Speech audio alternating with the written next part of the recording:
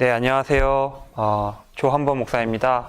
오늘 성경 아카데미 8주차에 이렇게 함께 참여해 주신 성도님들 참으로 감사하고 이 시간을 통해서 하나님의 은혜를 함께 나눌 수 있었으면 좋겠습니다.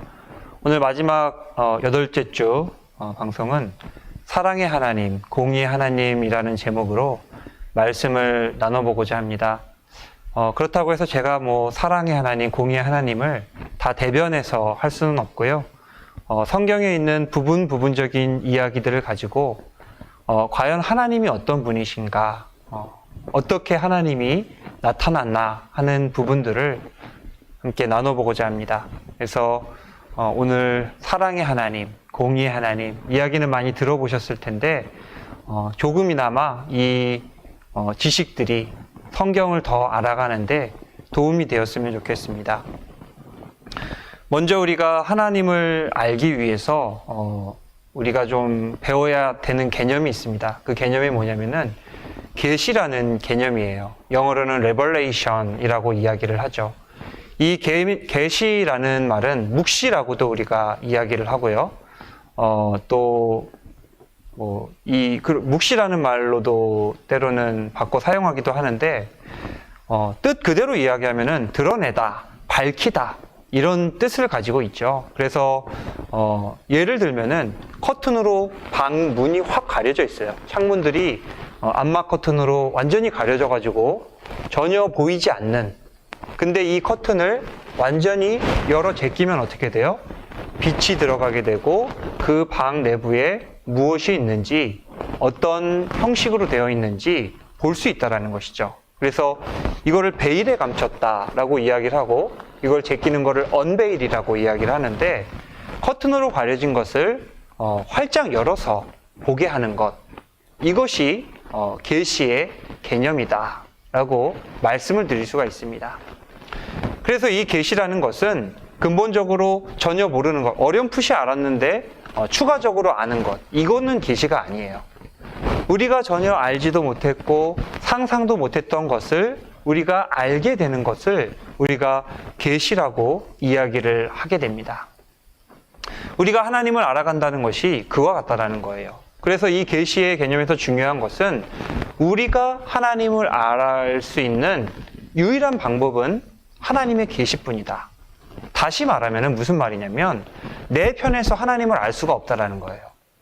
하나님 편에서 하나님이 알려주셔야 우리가 하나님을 알 수 있는 것이지, 내가 공부를 열심히 해서, 탐험을 열심히 해서, 공부를 열심히 해서 하나님을 알 수 있는 것이 전혀 아니다.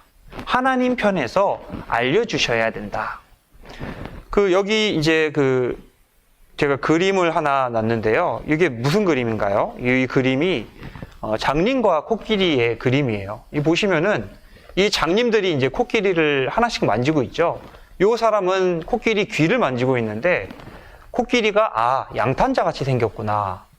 요 사람은 코를 잡고 있으면서 코끼리가 뱀처럼 생겼구나. 이 사람은 뭘 잡고 있어요? 코끼리의 상아를 이렇게 만지면서 코끼리는 창처럼 생겼구나. 이 다리 잡은 사람은 코끼리는 나무처럼 생겼구나. 그러니까 이 장님이라는 이 한계성 속에서 코끼리를 알 수가 없는 거예요. 코끼리를 알 수가 없는 거예요. 이런 사람들에게는 어떻게 코끼리를 알려줘야 되나요? 코끼리는 이러이러하게 생겼어. 비유로 옆에서 누군가 알려주어야만 코끼리가 이렇게 생겼구나 라는 것을 알 수 있다는 것이죠. 마찬가지입니다. 우리 인간이라는 유한한 존재가 하나님이라는 무한한 존재를 우리 그릇에 담을 수가 없는 거예요. 알 수가 없는 거예요. 그러니까 결국에는 어떻게 우리가 하나님을 알 수가 있느냐?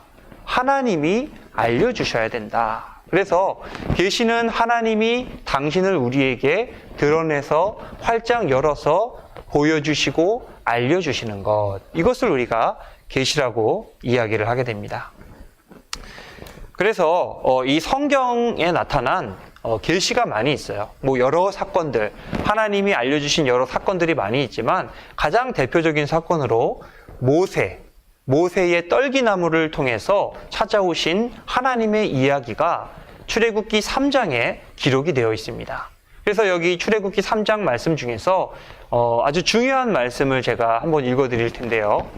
하나님이 모세에게 이르시되 나는 스스로 있는 자이니라. 또 이르시되 너는 이스라엘 자손에게 이같이 이르기를 스스로 있는 자가 나를 너희에게 보내셨다 하라. 여기에서 하나님이 당신을 모세에게 계시하시는 장면이에요. 그래서 나는 스스로 있는 자이니라 라는 말을 하세요. 이거 이제 히브리어로 이야기를 하면은 예흐, 아쉐르, 예흐, 더 정확하게 번역을 하면은 나는 나다 이런 뜻이에요. 나는 나다. 근데 여기서 예흐, 아쉐르, 예흐에서 예흐아만 따면은 뭐가 돼요? 요걸 가지고서 여호와라는 말이 나오게 되었습니다. 그러니까 성경에 나오는 여호와라는 호칭이 뭐예요? 사람이 만든 것이 아니고 사람이 알아낸 것이 아니고 하나님께서 당신의 이름을 알려주신 거예요.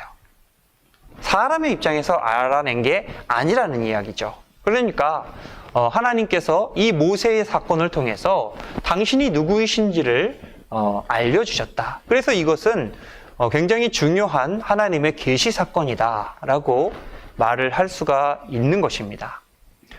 구약에서뿐만 아니라 신약에도 나타나요. 이런 장면이 뭐가 있냐면은 사도 바울에게 나타나신 예수 그리스도. 이 사도 바울이라는 사람은 굉장히 똑똑한 사람이죠. 그러나 이 사도 바울은 예수님을 알지 못하는 사람이에요. 부활하신 예수님이 과연 하나님의 아들인가? 그분이 어떤 사람인가? 예수님이 하신 일이 무엇인가? 알거나 전혀 몰랐거나 알아도 그 의미를 깨닫지 못했던 그런 사람인데 그에게 누가 찾아오세요? 부활하신 예수 그리스도께서 어떻게 찾아오시나요? 말씀을 읽어보면은 사울이 길을 가다가 다메섹에 가까이 이르더니 호련히 하늘로부터 빛이 그를 둘러 비추는지라. 사도 바울이 예수님을 찾아간 것이 아니라 사도 바울에게 예수님이 찾아오셨어요. 그래서 말씀하세요. 사울아 사울아 내가 어찌하여 나를 박해하느냐.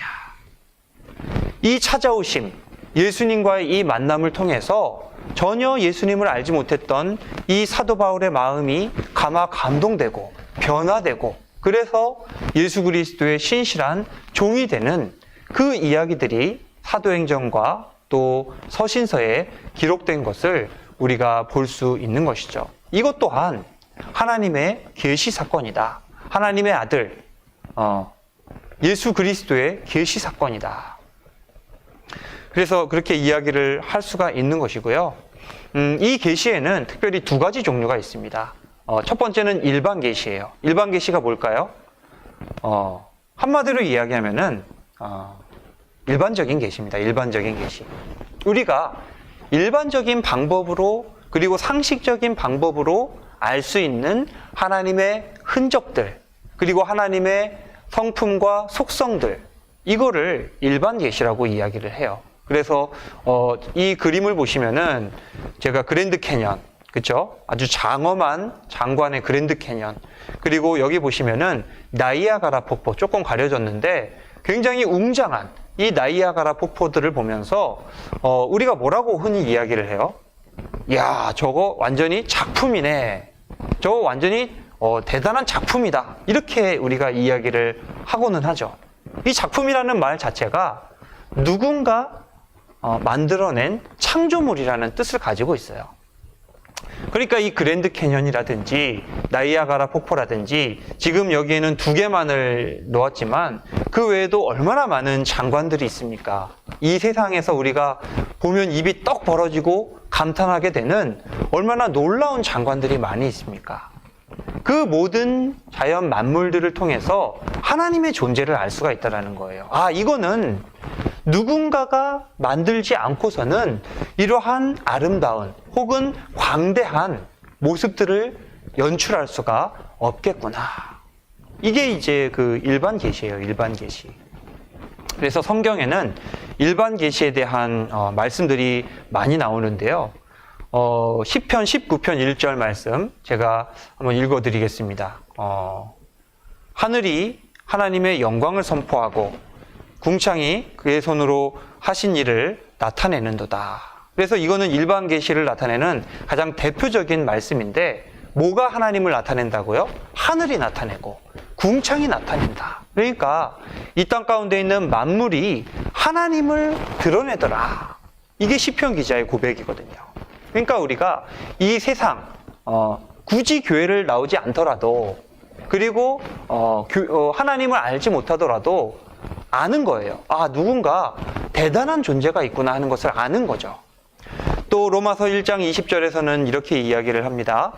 사도 바울의 말씀인데 창세로부터 그의 보이지 아니하는 것들 곧 그의 영원하신 능력과 신성이 그가 만드신 만물에 분명히 보여 알려졌다. 하나님의 품성, 능력, 신성 이거는 어떤 거예요? 보이지 않는 것들이에요. 우리가 하나님을 볼 수가 없잖아요. 하나님의 성품을 볼 수 없잖아요. 하나님의 속성을 볼 수 없잖아요. 그런데 이게 만물 가운데에 드러나 있다라고 이야기를 하고 있습니다. 그러니까 어렴풋이 하나님을 알 수가 있어요. 자, 근데 이 일반 계시의 그 단점이 뭐냐면은 일반 계시를 통해서도 하나님을 알 수는 있는데 정확하게 모른다라는 거예요.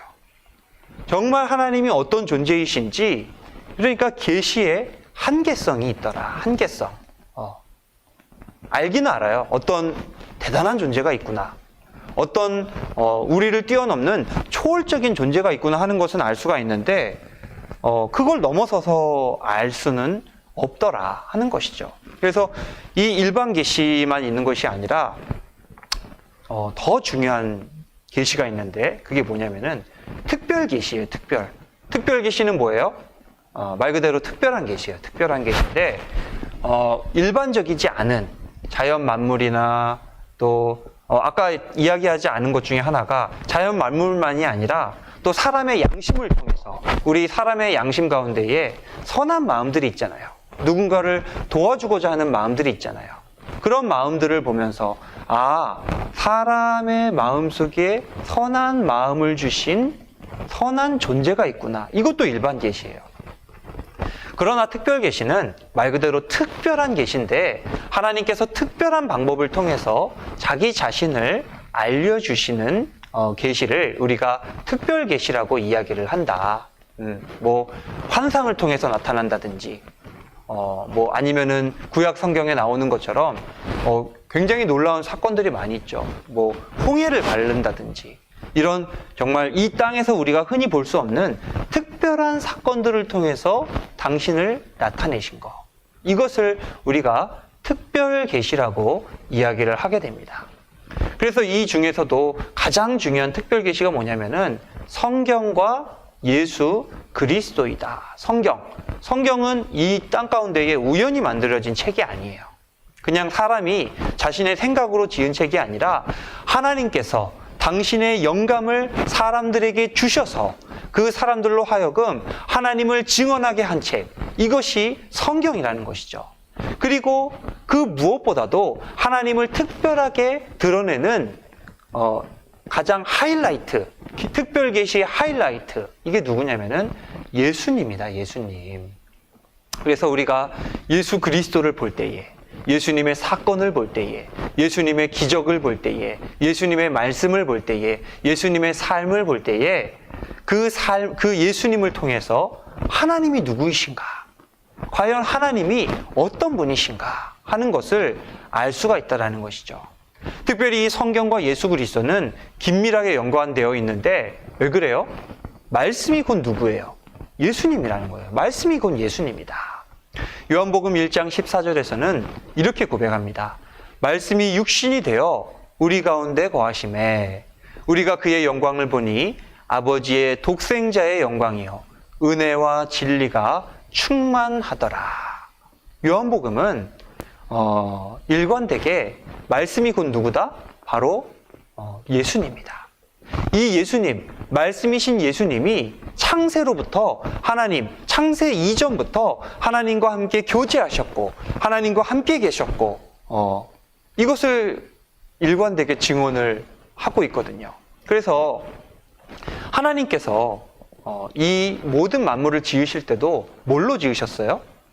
말씀으로 이 모든 만물을 지으셨다라고 이야기를 하고 있습니다.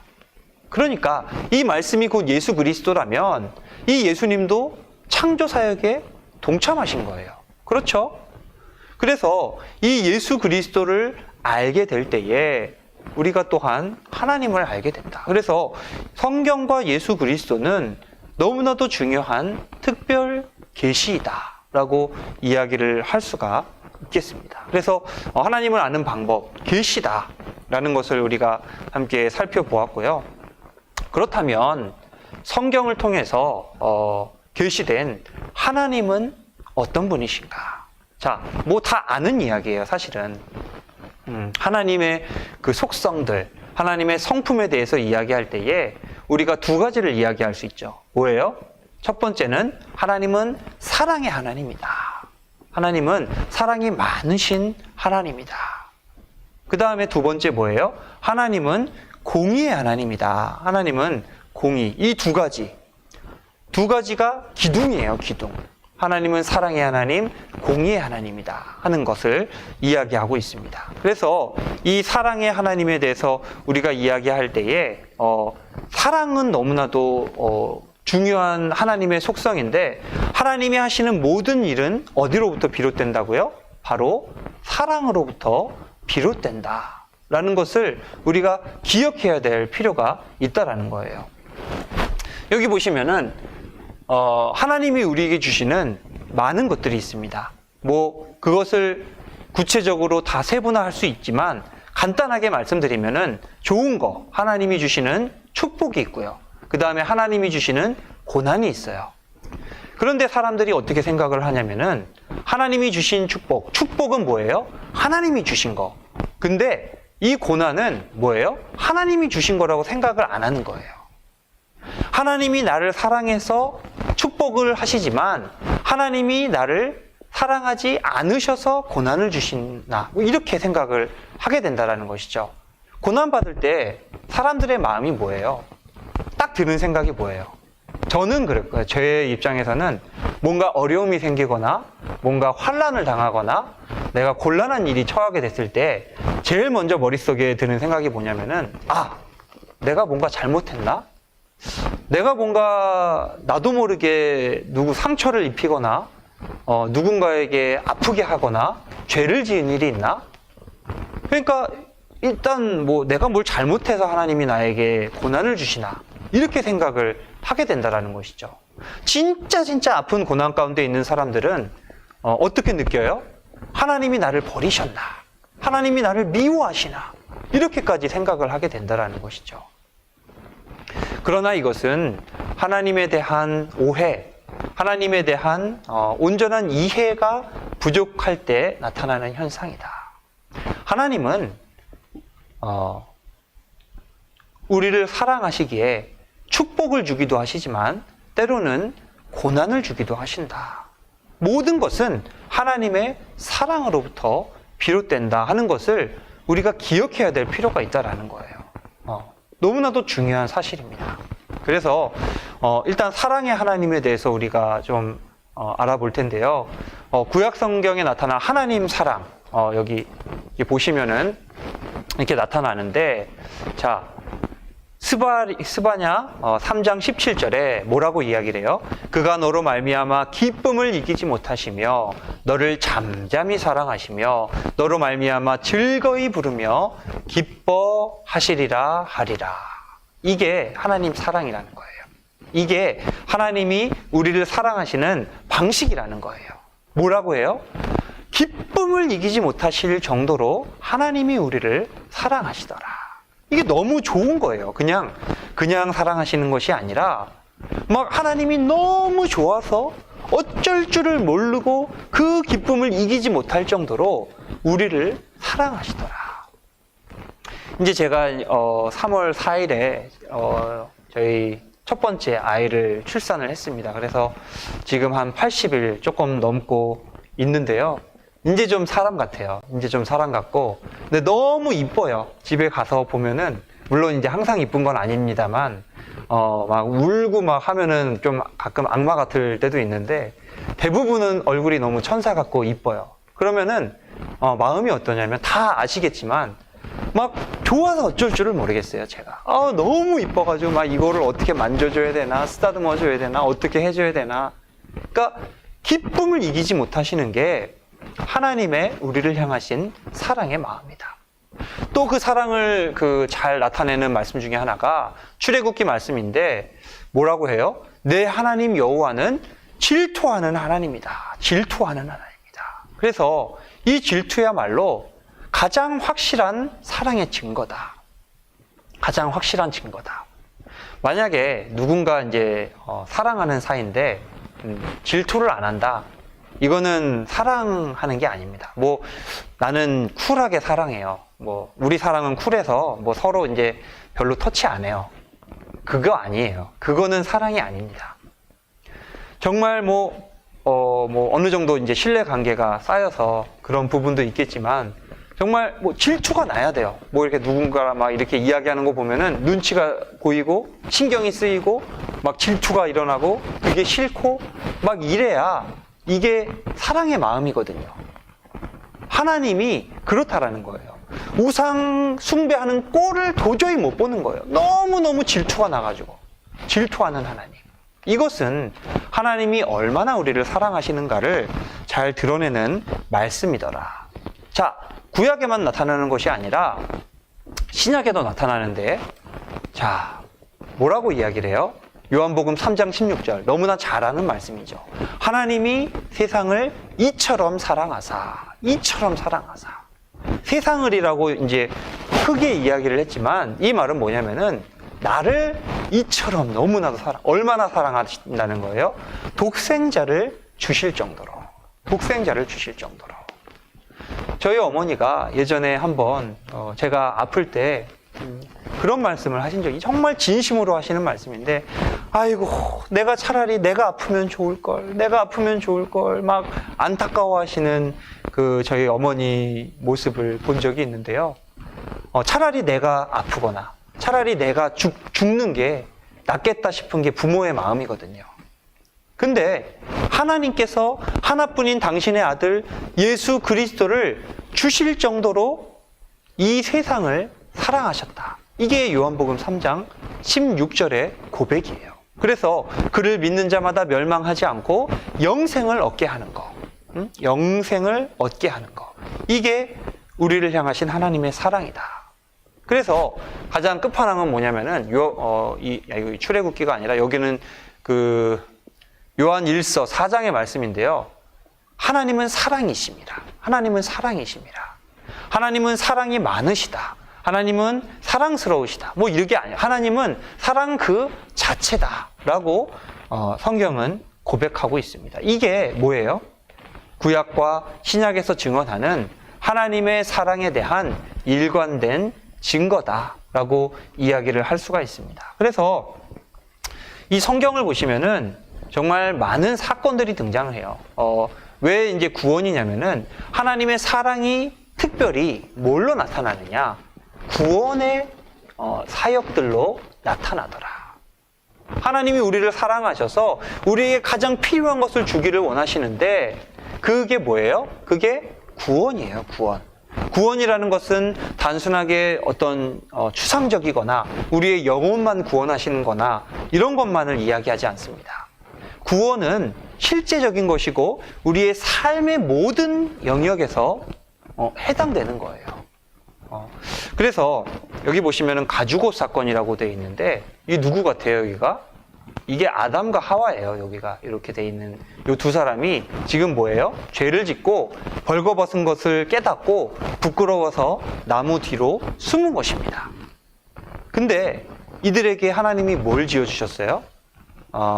가죽옷을 지어주셨어요. 가죽옷. 그래서 이 가죽옷을 지어주신 것을 우리가 원시복음이라고 이야기를 해요. 왜 원시복음이냐면은 최초의 복음이거든요. 이게 왜 의미가 있냐면은 이 둘의 이 부끄러움을 가려주시기 위해서 뭘 한 거예요? 동물을 희생시킨 거예요. 피를 흘린 거예요. 그래서 그 피를 흘리시고 이 가죽옷을 지어서 그것으로 아담과 하와의 몸을 가려주신 사건, 이것을 우리가 원시복음이다 라고 이야기를 하게 된다는 것이죠. 그 이후로 하나님께서 계속해서 인류를 구원해 가시는 일들 너무나도 많이 나요. 뭐 대홍수 사건, 유월절 사건, 뭐 그 이후에 뭐 홍수를 가른 홍해 사건, 뭐 엄청나게 많아요. 그래서 이 성경은 하나님의 구원사다. 좀 이따 이제 이야기를 할 건데, 그렇게 이야기를 할 수가 있습니다. 또 성경을 보면은 많은 구원에 대한 상징 언어들이 등장을 해요.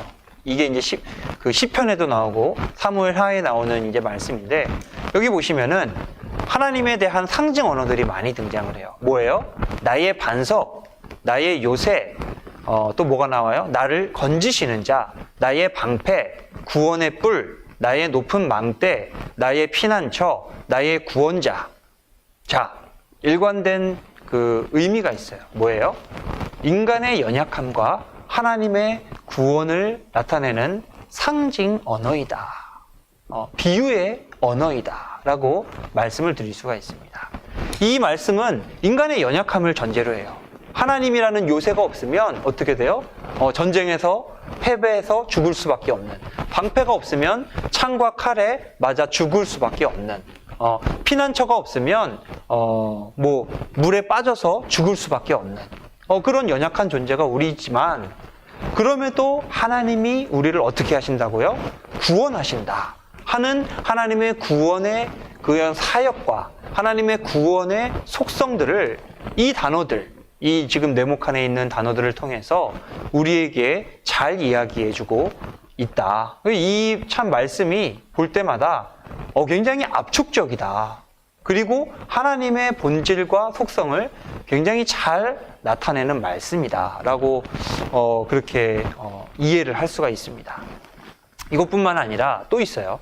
자, 이거를 보시면은 우리가 잘 아는 하나님에 대한 호칭들이죠. 뭐가 나와요? 여호와 이레의 하나님, 예비하시는 하나님, 여호와 니시 하나님. 이 니시는 깃발이라는 뜻인데, 하나님이 승리하시는 하나님, 우리를 대신해서 승리하시는 하나님. 또 여호와 라파, 치료하시는 하나님, 여호와 삼마, 함께 하시는 하나님. 이 여호와 삼마는 임마누엘과 비슷한 의미를 가지고 있습니다. 임마누엘, 하나님이 우리와 함께 하신다. 또 여호와 샬롬, 화평의 하나님, 평강의 하나님, 그리고 에베네셀, 여기까지 하나님이 우리를 도우셨다. 도움의 돌, 도움의 돌이라는 뜻을 가지고 있습니다. 이 모든 단어들이 결국에 지칭하는 하나님의 속성이 뭐예요? 구원의 하나님이에요. 결국에는 예비하셔서 인도하시고, 또 우리로 승리케 하시고, 우리 아픈 부분을 치유케 하시고, 그래서 우리와 함께 하시고, 우리에게 평강을 주시는 이 모든 것의 목적이 뭐에 있어요? 우리의 구원에 있어요. 구원. 우리의 구원. 그래서 이 구원은 결국에 무엇을 이야기하느냐? 하나님의 사랑을 이야기한다. 하나님의 사랑. 하나님이 왜 우리를 구원해요? 왜 그 수많은 구원 사건들, 성경에 기록된 그 수많은 구원 사건들을 하나님이 행하셨어요? 왜? 결국에는 사랑 때문에 그렇다. 그래서 이 많은 것들은 결국에 사랑의 하나님을 대변하고 있다.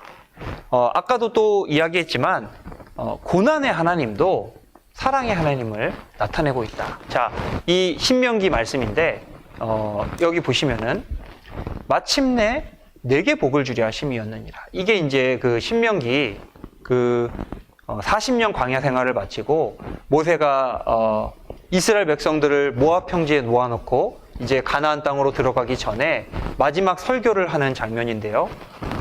너희가 40년 동안 광야 생활을 했다. 그래서 너를 인도하고 그 광대하고 위험한 광야, 곧 불뱀과 전갈이 있고 물이 없는 간조한 땅을 지나게 하셨으며 내 조상들도 알지 못하던 만나를 광야에서 내게 먹이셨나니. 여기까지는 다 고생한 거죠. 고난당한 거예요. 이스라엘 백성들이 고난을 당했는데 그 목적이 어디에 있어요? 너를 낮추시고 시험해서 마침내 어떻게 하려고요? 내게 복을 주기 위해서 하나님이 그러셨다. 이게 아까 말씀드린 하나님이 주신 고난도 무엇으로부터 비롯됐다고요? 하나님의 사랑으로부터 비롯되었다 하는 하나의 구체적인 증거가 됩니다. 여기서 이제 내게 복을 주려 하십니다. 이제 우리가 복이라고 이야기를 하면은 흔히 뭘 생각을 하나요? 복이라고 이야기를 하면은 사실 우리가 재물을 생각할 때가 딱 떠오르는 게 그거예요.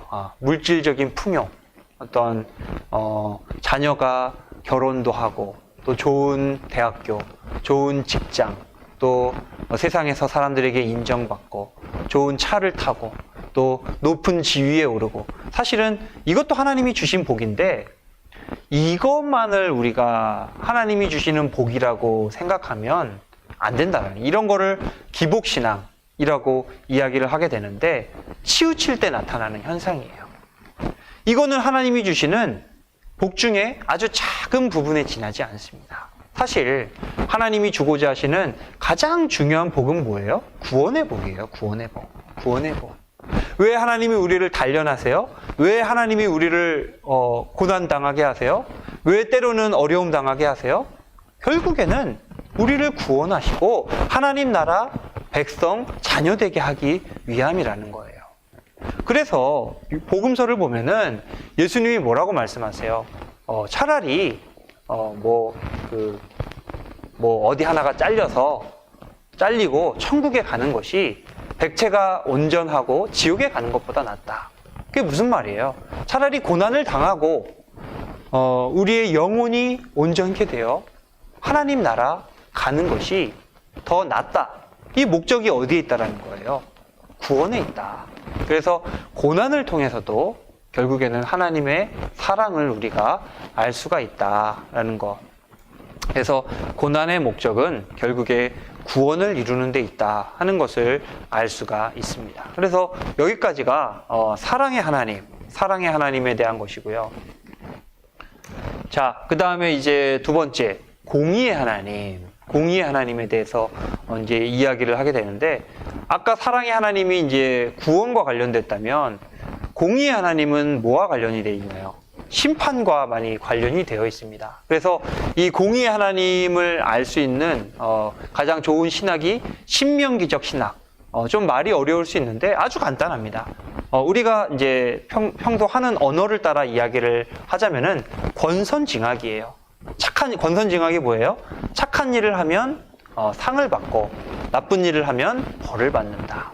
이거를 신명기적 언어로 바꾸면은 하나님의 말씀에 순종하면 하나님이 복을 주시고, 하나님의 말씀에 불순종하면 하나님이 심판하시고 저주하신다 하는 게 신명기에 나타난, 이 신명기 율법에 나타난 일관된 신학이거든요. 근데 이 신명기적 신학을 가장 잘 나타내는 것이 시편 1편의 말씀이다. 그래서 자, 여기 네모 칸을 보시면서 한번 쭉 읽어보시면은, 복 있는 사람은 누구예요? 악인들의 꾀를 따르지 아니하며 죄인들의 길에 서지 아니하며 오만한 자들의 자리에 앉지 아니하고. 복 있는 사람은 죄짓지 않는 사람들이라는 거예요. 그래서 오직 여호와의 율법을 즐거워하여 그의 율법을 주야로 묵상하는도다. 이 사람들은 누구예요? 하나님의 말씀에 순종하는 자들이에요. 그 말씀이 마음판에 새겨져서 그 말씀에 순종하며 살아가는 사람들, 그 사람들은 누구와 같다고요? 시냇가에 심겨진 나무와 같다. 자기 시냇가에 심겨진 나무와 같다. 단단하다라는 거예요.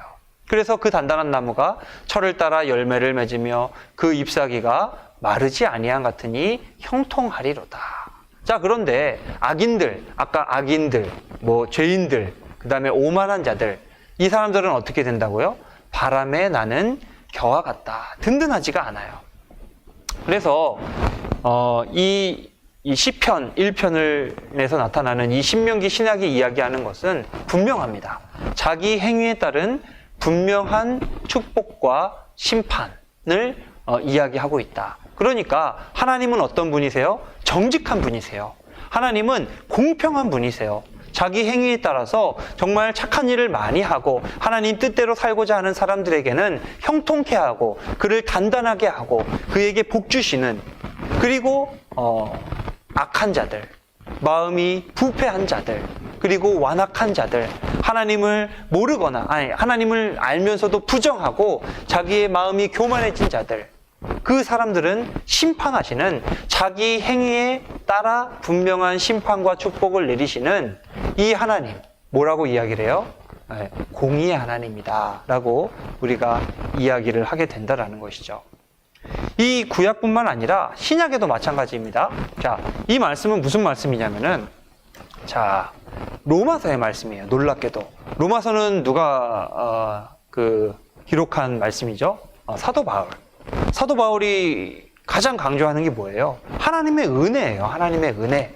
너희가 구원받은 것은 하나님의 은혜로 된 것이지 뭐 다른 걸로 된 게 아니다. 하나님이 전적으로 너희들을 구원하셨고 너희들을 용서하셨다. 이 은혜에 대해서 강조하는, 그리고 특별히 그 은혜를 강조하는 책이 로마서인데, 이 로마서에서 뭐라고 이야기를 해요?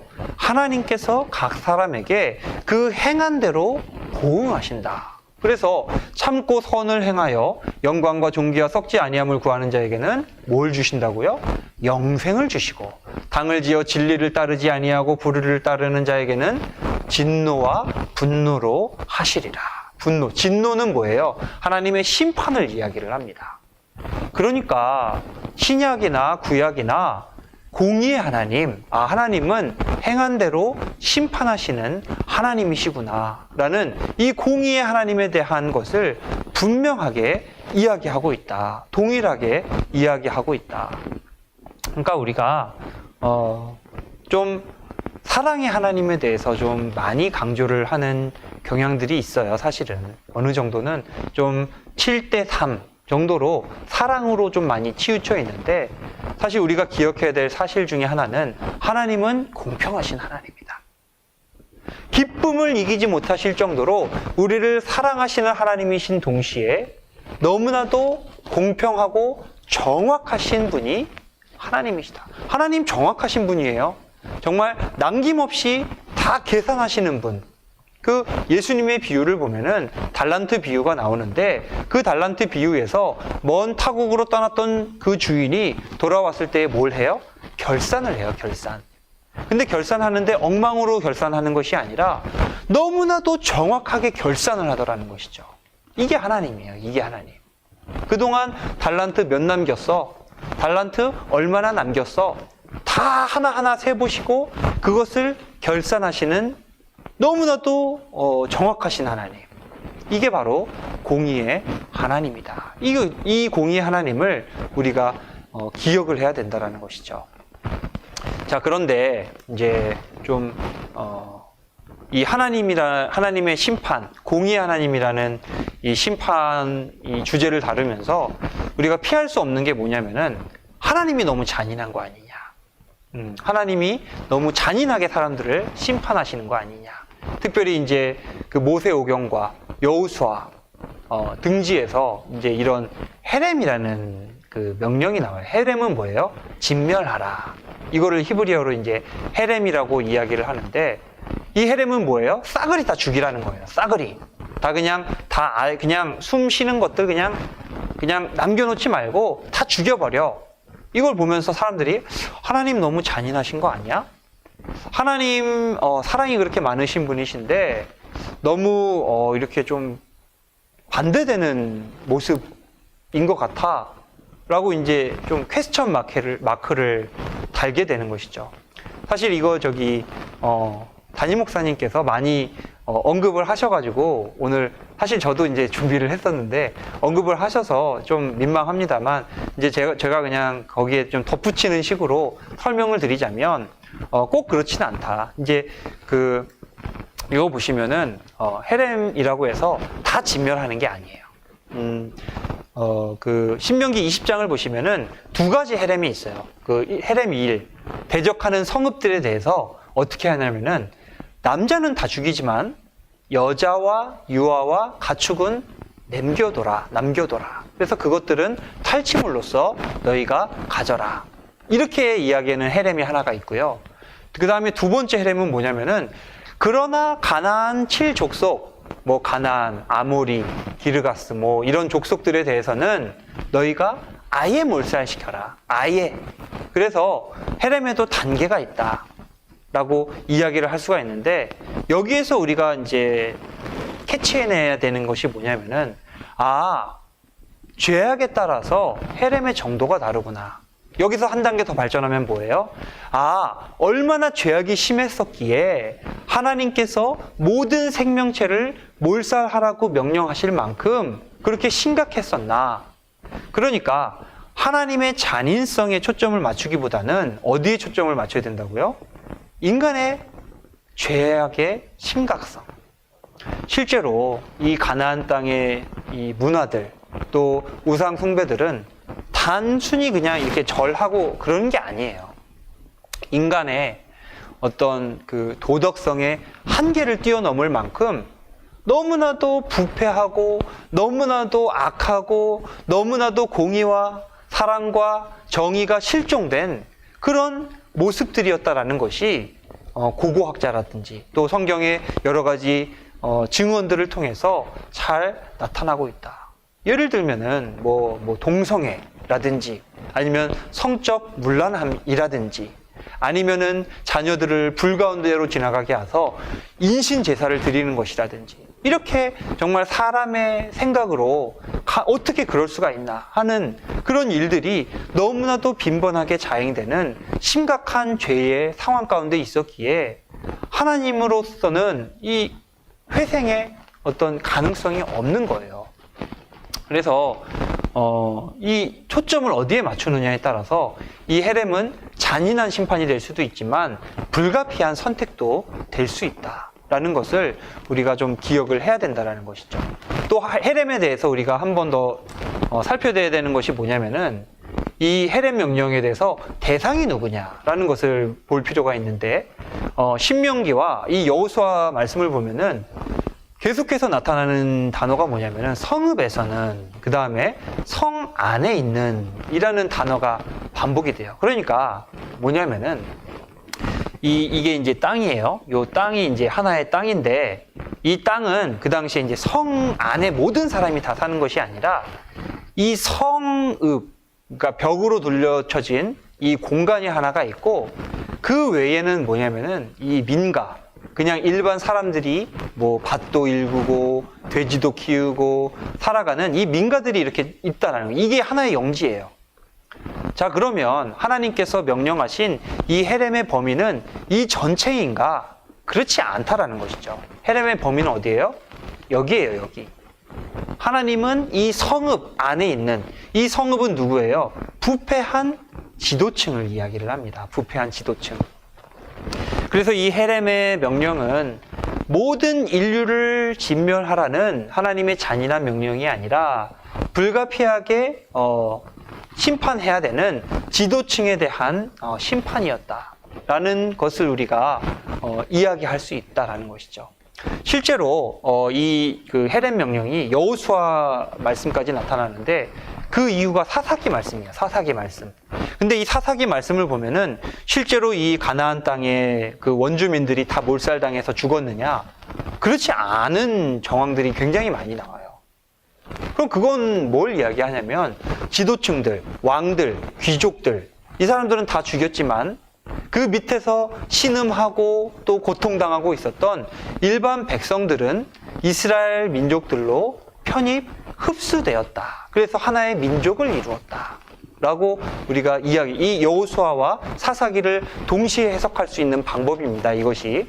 그래서 헤렘이라는 것은 모든 민족이 아닌 지도층들을 향한 심판이었다라고 우리가 이야기를 할 수가. 이 성읍 안에 있는 건 다 죽여야 돼요. 그러나 모든 사람들을 다 죽이는 것은 아니었다라고 이야기를 할 수가 있는 것이죠. 실제로 그렇다면 이스라엘 민족들은 그렇게 이스라엘 민족들 편만 드는 것이 아니냐? 그 이전에 있었던 민족들은 다 미워해가지고 죽인 거 아니냐? 그렇지 않아요. 이 이스라엘 민족들도 우상 숭배하잖아요, 나중에. 하나님으로부터 배역하고 불순종하잖아요. 그럼 어떻게 돼요? 다 포로로 끌려가게 돼요. 근데 이 재밌는 게, 포로로 끌려갈 때에 누가 끌려가냐면은 왕족을 포함한 귀족들이 끌려가요. 그러면 그 땅 가운데 누가 남아요? 그 이스라엘 지배층에 의해서 고통당하고 있던 피지배층, 농민들, 이 사람들이 그 땅에 남아서 가나안 땅을 또 차지하게 돼요. 그러니까 반복이 된 거예요, 결국에는. 반복이 된 거예요. 가나안 땅에 있었던 역사를 이스라엘 민족이 그대로 재현해서 그 땅에 남아 있었던 농민들, 일반 백성들이 그 땅을 차지하게 되는 이런 일들이 기록이 되어 있다. 그리고 또 하나 이제 이 민수기에 나타나는 이 말씀인데, 보시면은 안식일에 어떤 사람이 나무한 것을 발견하니라. 그래가지고 어떻게 할까 물어봤더니 하나님이 뭐라 그래요? 돌로 쳐 죽였어요. 이렇게 돌로 쳐 죽입니다. 그래서 어유야, 그거 뭐 주일날 좀 그 나무 좀 했다고 하나님이 뭐 이렇게 이야기를 그냥 가차없이 죽여버리네? 사랑이 하나님 아니네? 근데 이런 관점으로 볼 것이 아니라 어떤 관점으로 봐야 되냐면은 단순한 잔인함이 아니에요. 이 죄라는 것은 전염성이 있어요. 누가 주일날, 일요일날, 안식일날 나무를 했어요. 막 떡을 해서 먹었어요. 하나님이 지키라고 했는데 누군가 어겼어요. 근데 무탈하게 잘 지나갔어요. 그럼 어떻게 돼요? 다 퍼져나가는 거예요. 괜찮네? 하나님이 뭐라고 안 하시네? 나도 주일날 따뜻하게 떡이나 구워 먹어야 되겠다. 나도 안식일날 좀 이렇게 더욱더 윤택하게 잘 해야 되겠다. 다 안식일 제도라는 게 무너져요. 공동체의 율법이 무너져요. 그래서 하나님께서는 부득이하게 이 공동체를 보호하시기 위해서 이렇게 조금 우리 오늘날의 정서로는 이해할 수 없지만 당시의 정서로서는 사실 당연한 거거든요. 이게 고대 2000년, 3000년 전의 정서로서는 이게 어쩔 수 없이 받아들여지는 것이거든요. 오늘날의 정서로 3000년 전의 일들을 이해하려고 하면은 잔인하다라는 말밖에 안 나와요. 그래서 어떤 죄의 전염성을 고려하고 또 공동체를 보호하는 입장에서 하나님으로서는 불가피한 선택이었다. 그래서 이러한 것들을 제외하면 하나님은 사랑의 하나님, 그리고 공의의 하나님, 이 두 가지 면을 성경이라는 계시, 성경이라는 특별 계시의 방법을 통해서 우리에게 너무나도 잘 알려주셨다. 그렇다고 뭐 사랑과 공의라는 것을 알았다고 해서 우리가 하나님을 다 알 수 있는 것은 아니죠. 그러나 가장 본질적인 하나님의 속성은 이해했다라고 이야기를 할 수가 있습니다. 자, 그러면 사랑, 공의, 이 양립할 수 없을 것 같은 두 가지 개념이 어떻게 양립할 수 있느냐? 바로 예수님 안에서 이 두 가지가 결합하고 있다. 자, 보시면은 일단 예수님은 누구로 오셨어요? 구원자 예수 그리스도로 오셨어요. 그리스도라는 말 자체가 무슨 말이에요? 원래는 기름 부음을 받은 자, 여기에서 더 발전해서 우리를 구원하는 자라고까지 이야기를 합니다. 예수님의 구원, 아주 연약한 모습으로 오셨어요. 그래서 지금은 예수님이 누구예요? 구원자예요, 구원자. 우리를 위해서 말할 수 없는 탄식으로 하나님 보좌 우편에서 친히 탄식하며 간구하시는 구원자, 중보자 예수 그리스도, 우리를 위해 십자가에 달려 죽으신 예수 그리스도, 이 구원의 하나님의 사랑, 이게 이제 십자가에 나타나죠. 그런데 예수님이 구원의 하나님이기만 하시냐, 구원의 예수님이기만 하시냐? 그렇지 않다는 거예요. 심판자 예수 그리스도로서 이 땅 가운데 오실 것이다. 자, 말씀 보시면은 이거는 이사야 53장 고난당하는 종의 이야기죠. 그래서 이것은 예수 그리스도, 그가 찔림은 우리의 허물 때문이요, 그가 상함은 우리의 죄악 때문이라. 그가 징계를 받음으로 우리는 평화를 누리고 그가 채찍에 맞음으로 우리는 나음을 받았도다. 이게 이제 구원자 예수 그리스도에 대한 성경의 증언이다. 근데 여기서 끝나는 것이 아니라 요한계시록 1장 13절에서 15절을 보시면은 심판자로 오실 예수 그리스도의 형상을 이야기하고 있어요. 뭐라고 이야기하는지 제가 한번 읽어드리겠습니다. 숫대 사이에 인자 같은 이가 발에 끌리는 옷을 입고 가슴에 금띠를 띠고 그의 머리와 털에 희기가 흰 양털 같고 눈 같으며 그의 눈은 불꽃 같고 그의 발은 풀무불에 단련한 빛난 주석 같고 그의 음성은 많은 물소리와 같으며.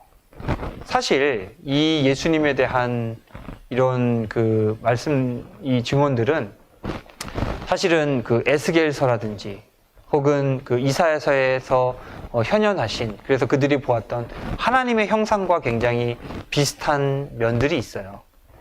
근데 이제 이해할 수 있죠. 예수님이 곧 누구예요? 하나님 그분 자신이에요.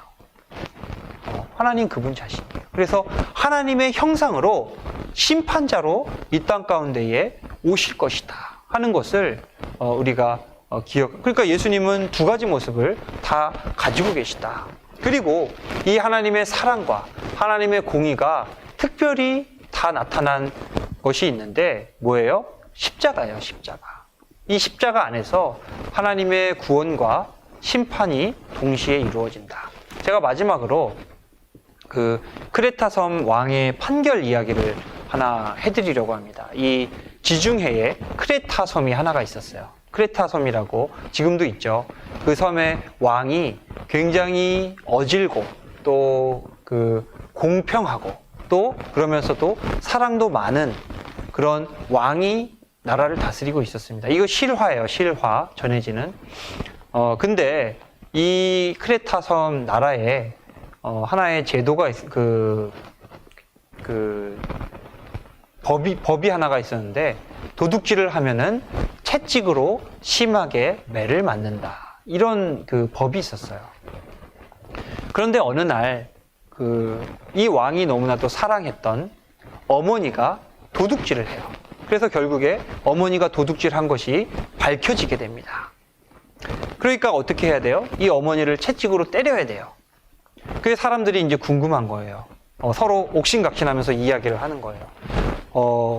우리 왕은 사랑이 많은 분이시기 때문에 어머니를 결코 채찍으로 때리지 않으실 거야. 또 어떤 쪽에서는 이렇게 이야기를 하죠. 우리 왕은 공의로운 분이기 때문에, 정의로운 분이기 때문에 어머니라 할지라도 채찍으로 때릴 거야. 이게 서로 옥신각신 하는 거죠.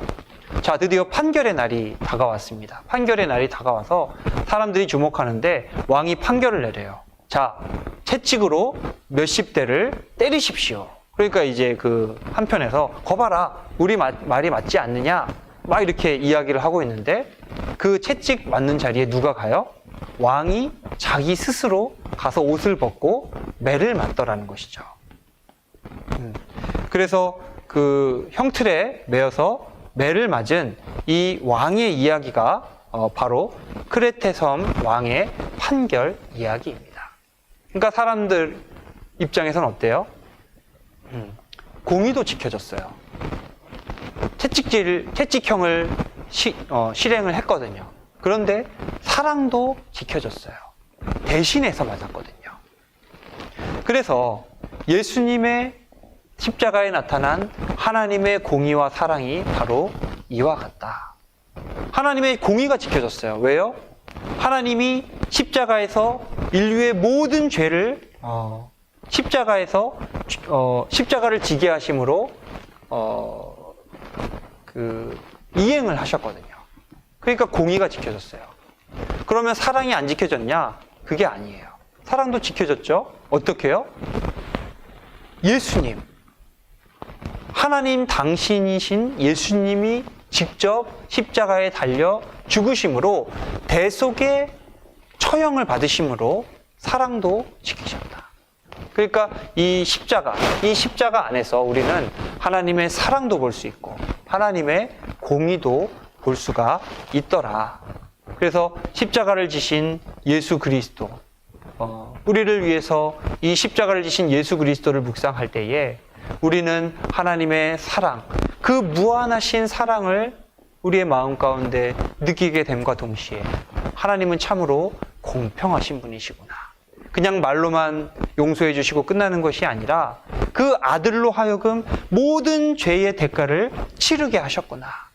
이 공의까지도 알게 된다라는 것이죠. 예, 그래서